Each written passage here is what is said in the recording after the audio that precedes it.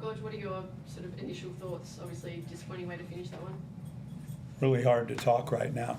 Hard to take it all in. Worked really hard. This game was really big for us, and we addressed a lot of things, and I thought the guys did a great job. I said this all along. I love the team. I thought we played a great game of basketball. They're who they are. They're going to fight back. They're not going to let it go. And I just thought, you look down the end of the game, we got the ball for a wide open 7-footer on a shot fake, and a 7-foot shot didn't go in. We got another opportunity in the same spot the next possession on a guy that hadn't missed a shot all night. Right guy taking the right shot, didn't go in.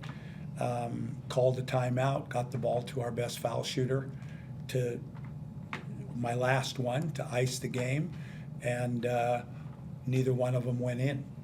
And no timeouts left with the ball out from the side, and we had the right guy taking the ball out of bounds, and the right guy we're throwing the ball to.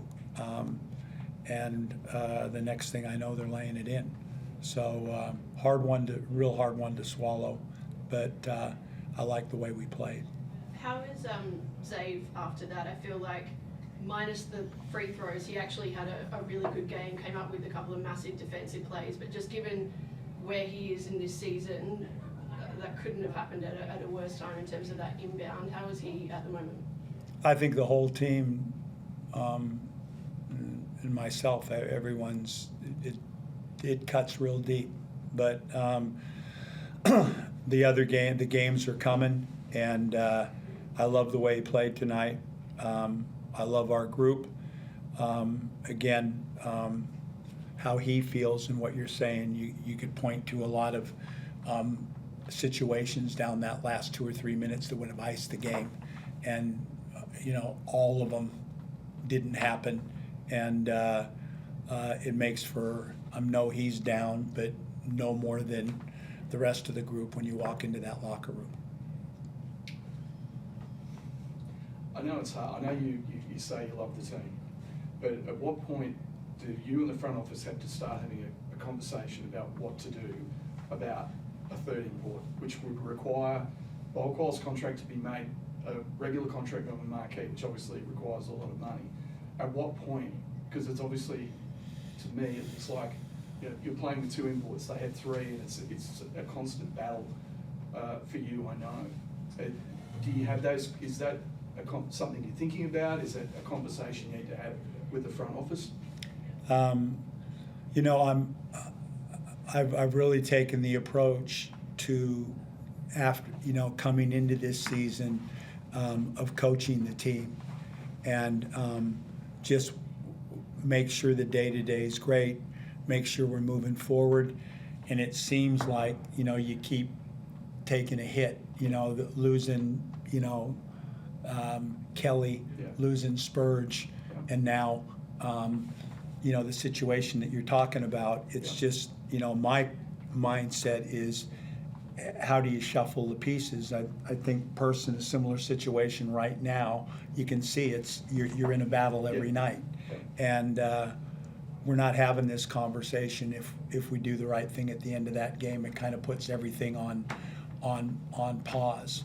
But just every night I sit here after the game, I just know coming here we're in a battle, and we got to play really good basketball to win, and we have.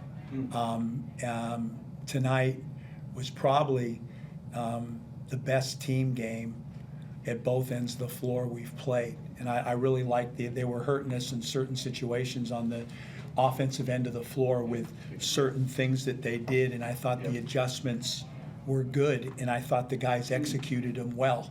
And it wasn't until the last 4 minutes where we were kind of protecting, and they ran the ball and we were on our heels, and they were just letting it wasn't system that got us.